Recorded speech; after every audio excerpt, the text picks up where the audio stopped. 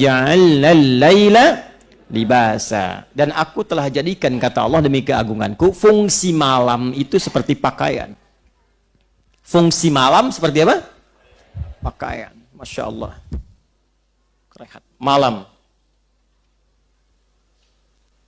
Libasa seperti pakaian. Nah, ini yang saya terangkan ini, karena ini pakai ilmu balaghah. Nanti cara memahaminya menggunakan pendekatan ilmu bahasa gramatikal yang ketiga, nahwu, sharaf, balaghah. Libas. Ya. Libasa. Di balaghah itu nanti ada ma'ani, bayan, dan badi'. Kita ambil ilmu bayan dulu di majaz ya. Kita ambil kinayah.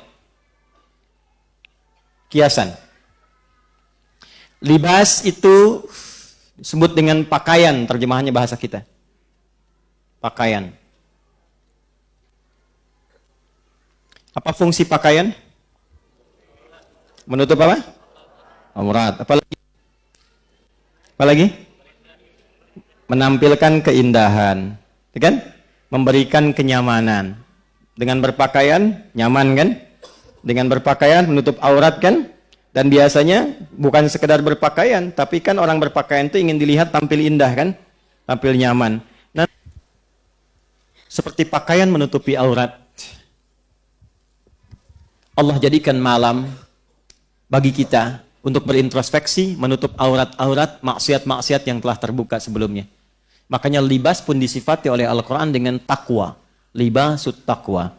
Bagi insan beriman, dia tidak hanya menjadikan malam itu suasana untuk istirahat dan menikmati keindahannya, seperti tampil pakaian indah, tapi dia jadikan juga malam itu untuk menjadikan pakaian takwa menyelimuti dirinya, sehingga menghilangkan aurat-aurat maksiat yang pernah dia kerjakan di siang harinya. Walibasut taqwa. Nah, ini kaitannya. Dan di antara sekian libas pakaian yang bagus itu, yang paling baik libasut taqwa. Dzalika khair. Pakaian takwa. Nah, jadi kalau sudah tiba malam, bukan hanya menyelimuti keadaan, bukan hanya membuat kita enak tidur, tapi bagi orang beriman yang imannya kuat, malam itu digunakan untuk menggunakan jubah takwanya, mengiringi kenyamanan tidurnya. Maka apa di antara amalan takwa itu? Bangun malam tahajud. Tuh.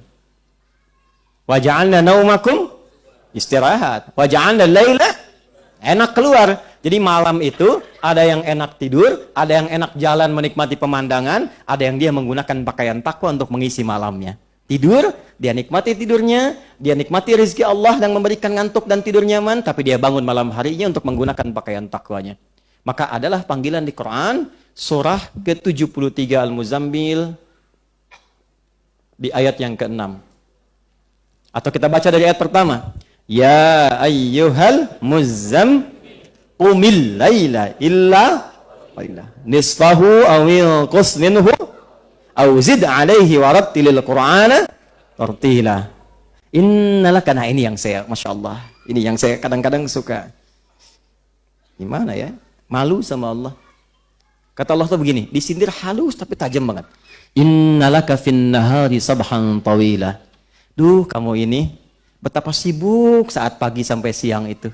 Sabhan tawila, sibuk bekerja, beraktivitas, padat, kadang-kadang ibadahnya cuma secukup fardu aja. Sekarang malam tidurnya begitu enak, pakai selimut. Tapi cita-cita surganya Firdaus, kayak tadi gitu ya. Kayak tadi tuh. Itu ayatnya dalam banget tuh. Kamu ini sudah siangnya sibuk, malamnya tidurnya juga nyaman banget. Terus cita-cita surga Firdaus, tapi malam gak bisa bangun. Kata Allah, bangunlah sedikit. Walaupun cuma sedikit malamnya. Gunakan untuk mengenakan pakaian takwa. Apa manfaat menggunakan pakaian takwa ibadah di malam hari itu?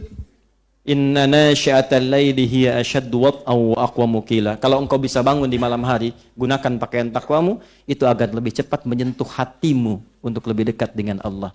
Makanya orang yang bangun malam, itu ibadahnya cenderung lebih khusyuk. Doanya cenderung lebih meresap, dan yang paling dahsyat, sekatnya dengan Allah menjadi tersingkap. Kalau dia berdoa langsung tembus tuh.